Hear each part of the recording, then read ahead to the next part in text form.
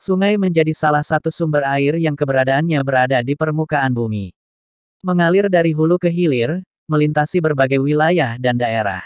Masing-masing memiliki luas dan kedalaman yang berbeda-beda, sungai juga jadi bagian kehidupan manusia yang sangat penting. Namun tahukah Anda, bahwa di dunia ini ternyata ada sungai yang letaknya berada di dasar laut? Hal ini sempat menghebohkan dunia, lantaran penemuan ini benar-benar mengherankan dan dianggap ajaib. Bagaimana tidak?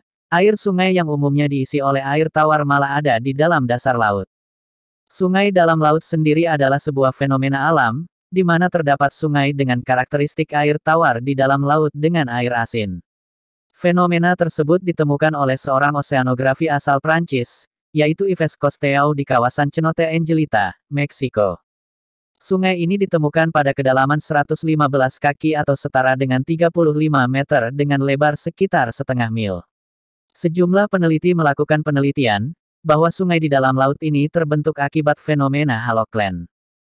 Haloklen ini adalah sebuah fenomena alam, di mana adanya sebuah zona vertikal di dalam laut. Pada zona tersebut memiliki kedalaman yang mana memengaruhi kadar garam yang ada di dalam laut itu sendiri. Kemudian akan berubah dengan cepat, seiring dengan pertambahan kedalamannya. Perubahan inilah yang kemudian menyebabkan adanya kepadatan air sehingga menyebabkan adanya dinding pemisah antara air laut dan air tawar. Sementara itu, menurut pakar geologi gempa bumi dan geotektonik di Pusat Penelitian Geoteknologi Lembaga Ilmu Pengetahuan Indonesia, LIPI, Prof. Dr. Denny Hilman Natawijaya, MSek menyebutkan, bahwa adanya sungai di bawah laut ini tak hanya ditemukan di Meksiko saja. Namun di Indonesia pun ditemukan lokasi serupa, yang tak lain adalah sungai di bawah laut. Terbentuknya sungai bawah laut itu lantaran akibat zaman es. Dahulu ketika masa tersebut, es adalah sebuah daratan hingga akhirnya mencair seiring berjalan waktu dan juga tahun. Pencairan es yang dulunya daratan itu berubah menjadi macam-macam, ada yang jadi bagian dari air laut dan yang paling menarik adalah berubah atau membentuk sungai di bawah laut. Fenomena tersebut sangat menakjubkan, apalagi lokasinya ada di Indonesia. Sementara untuk kepadatan dan kedalamannya sendiri belum sempat diketahui. Hal ini dikarenakan, sungai tersebut yakni yang ada di bawah laut itu sudah tidak ada lagi akibat perubahan pada bumi itu sendiri. Sekarang sudah tidak ada, dan tidak ada yang tahu kedalaman sungai di bawah laut itu, terangnya. Fenomena tersebut ada kaitannya dengan paparan Sunda. Secara biogeografi, paparan Sunda dikenal bagi sundalan atau tanah Sunda, istilah yang merujuk kepada bentang daratan lempeng benua, dan landas kontinen di Asia Tenggara yang adalah dataran di atas permukaan laut ketika permukaan laut jauh semakin rendah pada zaman es terakhir.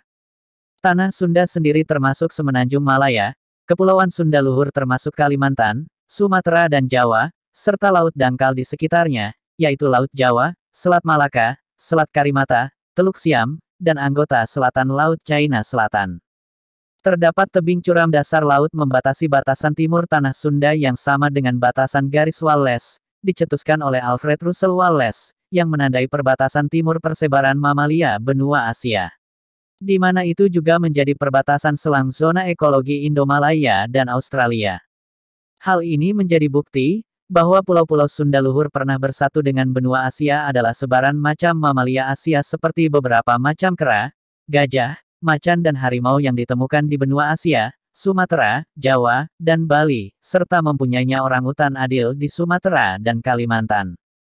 Paparan ini terbentuk dampak aktifan vulkanik beribu-ribu tahun dan erosi massa benua Asia, serta terbentuknya konsolidasi runtuhan batu di pesisir seiring naik dan turunnya permukaan laut.